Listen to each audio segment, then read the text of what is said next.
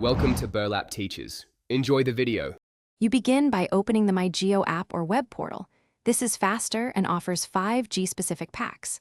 Once done, sign in with your Jio number so the system identifies available 5G plans. Make sure your SIM is 5G capable and your phone is enabled for 5G.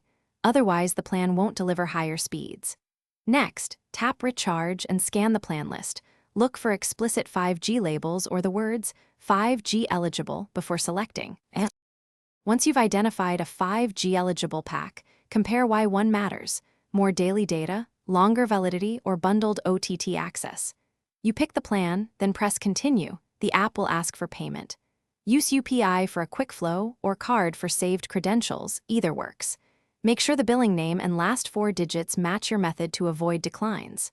After payment, wait for confirmation SMS and an app success message before proceeding. After payment, confirm the activation SMS and verify the plan appears in My Jio. This proves successful provisioning. Once confirmed, restart your phone and toggle airplane mode to force a network reattach.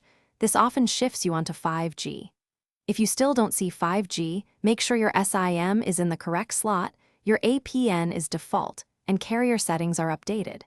If activation fails, retry after checking your bank statement. Then contact Jio.